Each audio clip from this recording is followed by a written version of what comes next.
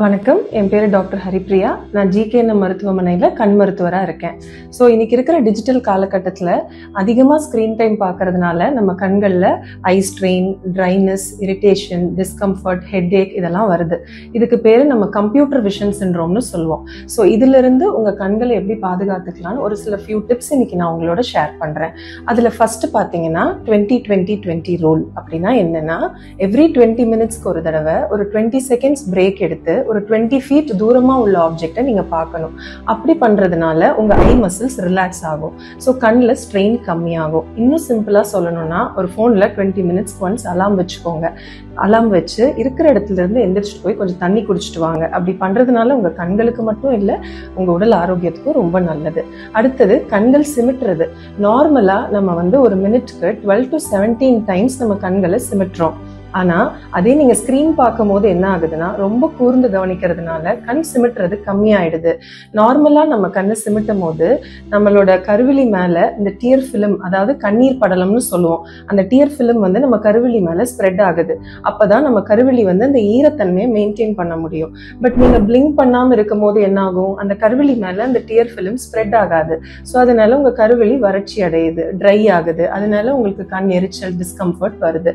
So இதை prevent பண்றதுக்கு என்ன பண்ணணும் அப்படின்னா, கான்சியஸா ஃப்ரீக்வெண்டா கண்ணை சிமிட்டுங்க. அண்ட் அதை மீறியும் உங்களுக்கு ட்ரைனஸ் இருக்குன்னா நீங்க உங்க கண் டாக்டரை கன்சல்ட் பண்ணி அவங்க கொடுக்குற லூப்ரிகேட்டிங் ஐ டிராப்ஸ் வாங்கி யூஸ் பண்ணலாம். அடுத்தது ஸ்கிரீனோட பிரைட்னஸ். ரொம்ப பிரைட் அதிகமா வச்சு பார்க்காதீங்க, அதனாலேயே கிளார் வரும், அதனால ஐ ஸ்ட்ரெயின் ஆகும். அதே மாதிரி அந்த ஸ்கிரீனுக்கு நேரா லைட் விழுற மாதிரியும் பண்ணாதீங்க. அப்படி பண்ணாலும் அந்த ஸ்கிரீன்ல இருந்து வர கிளார் உங்க ஐ ஸ்ட்ரெயின் பண்ணும்.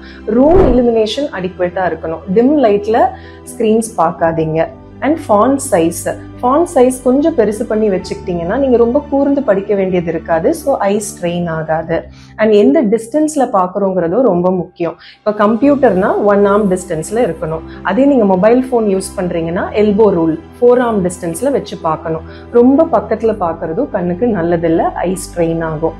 அண்ட் பாஸ்டர் ரொம்ப ரொம்ப முக்கியம். அதாவது நீங்க உட்கார்ந்து இருக்கும் போது எப்பவுமே உங்க நெக்கும் உங்க பேக்கும் ஒரு ஸ்ட்ரெயிட் லைன்ல இருக்கிற மாதிரி பார்த்துக்கோங்க. உங்க நெக் ஸ்ட்ரெயின் ஆகக்கூடாது. இப்போ கம்ப்யூட்டர் வச்சிருக்கிறீங்கன்னா அந்த மானிட்டரோட டாப் உங்க ஐ லெவல்ல இருக்கணும். அதே மொபைல் பாக்குறீங்கன்னா இப்படி வச்சு பார்த்து பழகுங்க. ரொம்ப நேரம் குனிஞ்சு பார்த்துட்டே இருக்கும் போது இந்த நெக் மசில் ஸ்ட்ரெயின் ஆகும். அப்படி நெக் மசில் ஸ்ட்ரெயின் ஆகும் போது என்ன ஆகும்னா, இந்த மசில்ஸ் நம்ம பின் மண்டையில அட்டாச் ஆயிருக்கிறதுனால நமக்கு தலைவலி வரும். அதனால ரெஃபர்டு ஐ பெயின் வரும். ஸோ அதை ப்ரிவென்ட் பண்றதுக்கு கரெக்டான பாஸ்டர் மெயின்டைன் பண்றது ரொம்ப ரொம்ப முக்கியம். இதெல்லாம் பண்ணியும் எனக்கு ஐ ஸ்ட்ரெயின் ஆகுதுன்னு இருந்ததுன்னா நீங்க கண்டிப்பா உங்க ஐ டாக்டரை கன்சல்ட் பண்ணணும். உங்களுக்கு கண்ணில் பவர் இருக்கிறதுக்கு வாய்ப்பு இருக்கு.